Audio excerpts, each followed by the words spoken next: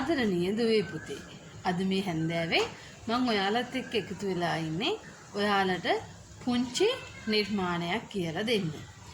ඔයාලා දන්නවා අපිට පරිසරයේ පාඩම් වලට එනවා අප අවට සතුන් පාඩම. මේකෙදී අපිට තියෙනවා සත්ව ආකෘති නිර්මාණය කරන්න. අපි ක්ලේ වලින්, මැටි වලින්, තව විවිධ ද්‍රව්‍ය යොදාගෙන අපි මේ නිර්මාණය කරනවා. අද මම ඔයාලට පොල් කොලයකින් මාළුවෙක් හදන්න කියලා දෙනවා. එක පොල් කොලයකින් එක මාළුවෙක් අපි හදලා බලමු. එතකොට පුතේ මේකට අපිට ඇත්තටම අවශ්‍ය වෙන්නේ පොල් කොලේ විතරයි. මේ නිර්මාණය ඔයාලට ගුරුවරු පාසලේදී ඉවත දාන දේවල් වලින් නිර්මාණයක් කරන්න කිව්වොත් අපිට මේ නිර්මාණය යොදා ගන්න පුළුවන්. මොකද පොල් කොලේ අපි විශේෂ ප්‍රයෝජන අපේ නිවසේ විශේෂ ප්‍රයෝජන වලට අපි යොදා ගන්නේ නැහැනේ. නේද? නිකන් අපි විසික් කරනවා. ඒ නිසා අපි මේ බලමු ඉවත දමන පොල් කොලයකින් අපිට මොකක්ද කරන්න පුළුවන් ලස්සන නිර්මාණය කියලා. දුවේ පුතේ අපිට මේ සඳහා ඕන වෙනවා පොල් කොළ දෙකක්.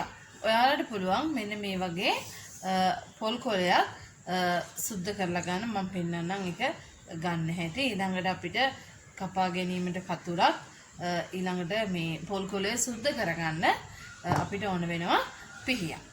අපි දැන් බලමු මේ පොල් කොළය සුද්ධ කරගන්න. පොල් කොළය අපිට මෙහෙම තීරු දෙකක් ඉරටුවෙන් වෙන් කරලා ගන්න පුළුවන්.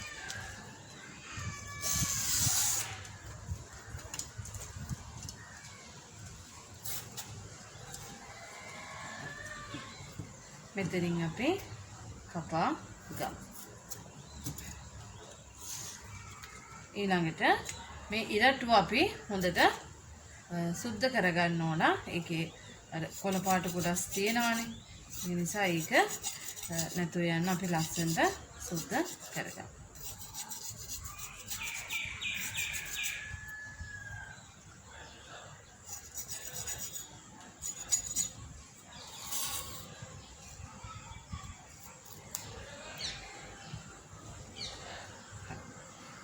එතකොට දුවේ පුතේ අපිට මේ වගේ පොල් කොළ දෙකකින් අපිට පොල් කොළයක් කොට මේ ඉරටෙන් වෙන් කරාම කොළ දෙකක් ලැබෙනවානේ. ඒ වගේ කොළ දෙකෙන් අපි කොළ 4ක් ගන්නවා. ඊළඟට මේ රූලේ අඩිය ප්‍රමාණය රූල අඩියයි අඩිය ප්‍රමාණයට ඒ කියන්නේ සෙන්ටිමීටර් 30ක් විතර අපි අරගෙන මේක කපා ගන්නවා. ඒ ප්‍රමාණය තමයි අපිට අවශ්‍ය වෙන්නේ. මේ හීනි කොටස අපි ඉවත් කරනවා. දැන් දුවේ පුතේ ඔයාලා මුලින්ම කරන්න ඕන ඔයාලා ළඟ මේ තියෙන කොටස් 4 හරි මැදින් මෙහෙම මුලින්ම හොඳට නවා ගන්න ඕන. මෙහෙම නවා ගන්න.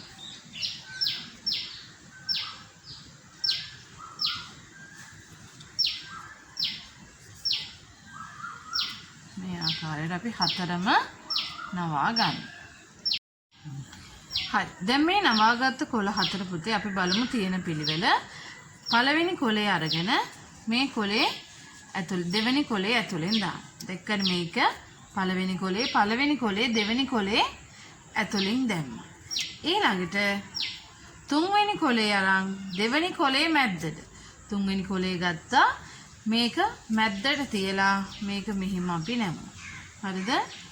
ඊළඟට හතරවෙනි කොළේ තුන්වෙනි කොළේ මැද්දට දාන්න. මෙන්න මෙහෙම. ආයෙ බලන්න. පළවෙනි කොළේ ඇතුළට දෙවෙනි කොළේ දැම්මා. දෙවෙනි කොළේ ඇතුළට අපි තුන්වෙනි කොළේ දැම්මා. තුන්වෙනි කොළේ ඇතුළෙන් අපි හතරවෙනි කොළේ අරගෙන අර පළවෙනියට දැම්ම එක ඇතුළෙන් දානවා. පළවෙනියට දැම්ම එක ඇතුළෙන් දානවා. මෙන්න මෙහෙම. පැහැදිලිනේ? පළවෙනියට ගත්ත ඒක ඇතුළෙන් දෙවෙනි කොළේ දැම්මා. දෙවෙනි කොළේ ඇතුළෙන් තුන්වෙනි කොළේ දැම්මා. තුන්වෙනි කොළේ ඇතුළෙන් හතරවෙනි කොළේ දාලා අර පළවෙනි එක ඇතුළෙන් මේ ආකාරයට අපි එළියට ගන්නවා. ඊළඟට පුතේ අපි මේ දෙක මෙන්න මෙහෙම ෆිට් එකට, ඒ කියන්නේ හිර වෙන්න ලං කරනවා. මෙන්න මේ ආකාරයට අපි ලං කරනවා. එතකොට අපිට ලැබෙන්නේ මෙන්න මේ විදිහට තමයි ලැබෙන්නේ. බලමු අපි ඉතුරු ටික කොහොමද හදන්නේ කියලා. හරි දැන් දුවේ පුතේ අපි මේ විදිහට තමයි අපිට නිර්මාණය තියෙන්නේ. බලමු මේක ඊළඟ පියවර. දැන් මේ හැඩයට අපි තියාගෙන මේක මේ අතට ගන්න. හරිද? ළඟට මේක දානවා මේ අත. හරිද? මේක මේ අතට දැම්මා. මේක ඒක උඩින් දානවා. මේ නම්පුවේ උඩින් මේ පැත්තෙන් මේක දානවා. හරිද? දාලා ඊළඟට මේක අරගෙන මේක ඇතුලෙන් අපි රිංගවනවා. හරිද? ඊළඟට ඒක හොඳට අපි තද කරලා දැන් අපි මේ පැත්තෙන් එක්ක ඊළඟට අනිත් පැත්ත අපි හරවලා මේ කොටස මේක ඇතුලෙන් රිංගවනවා. හරිද? පැහැදිලිනේ? මේ කොටස මේ දෙන්නම එකම පැත්තට අපි ගන්නවා. මේක ඇතුලෙන් රිංගවනවා. මේ කොටස මේක ඇතුලෙන් රිංගවනවා. දැන් අපිට මාළු වගේ හැඩේ ඇවිල්ලා තියෙනවා. දැන් පුතේ අපිට මේ විදිහට තමයි මාළු වගේ හැඩේ එන්නේ. දැන් අපි ඊළඟට මෙයන්ගෙන් වරල් කපාගමු මාළු වගේ හැඩයට. එතකොට අපිට මේ හැඩයට තියාගෙන මෙන්න මෙහෙම අපි කපනවා මේ පැත්තේ.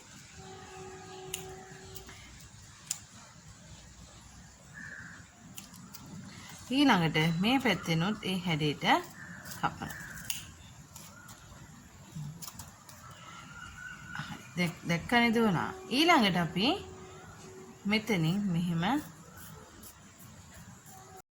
දැන් අපි මේ පැත්ත කපා ගමු. අපිට ඒක ලස්සන මාළුවෙක්ගේ හැඩයට ඕන විදිහකට කපා ගන්න පුළුවන්. දැන් අපිට මේ මාළුවව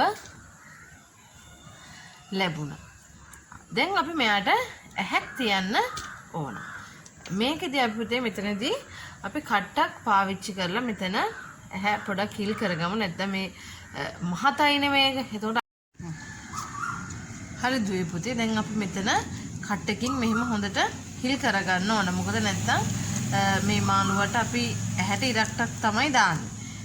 කුඩා ඉදට කොටසක් කඩලා අපි මෙහෙම අපි සිදුර විදගත් එකෙන් මේ පැත්තට දෙපැත්තට එන්න අපි දානවා මේ වගේ.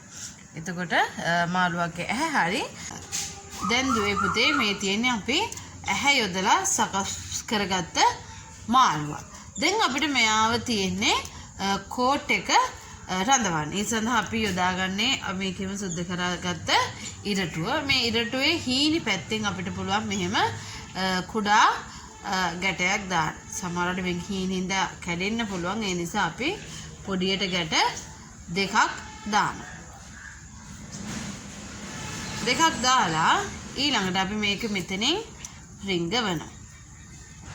මේ පැත්තෙන් මෙහෙම රිංගවලා මේ පැත්තෙන් අපිට ගන්න පුළුවන්. මෙහෙම ගත්තාම අපිට කෙරවලේ මේ මාළුවව මේ ආකාරයට රැඳවීමට පුළුවන් වෙනවා. දැන් මේ ඉන්නේ අපේ නිර්මාණය කරගත්ත මාළුව. බලන්න ඔයාලට පුළුවන් වුණා මේක පේන්ට් වලින් පේන්ට් කරලා තව ලස්සන කරගන්න. ඔයාලගේ නිවසේ, ඔයාලගේ කාමරේ, ඔයාලගේ මේසේ, ඔයාලගේ අත්වැඩක් ලස්සන කරගන්න මේ ලස්සන මාළුවව අපිට යොදා ගන්න පුළුවන්. ඔයාලත් එහෙනම් මේ වගේ ලස්සන මාළුවෙක් පොල් කොලෙන් හදලා මට පින්තූර එවන්න. එතකොට මමත් ඔයාලගේ ලස්සන මාළුවා බලලා ඔයාලව අගයන්න. හරි. එහෙනම් දුවේ පුතේ තවත් දවසක අපි ආය හම්බෙමු. එතකන් ඔයාලට සුබ දවසක්.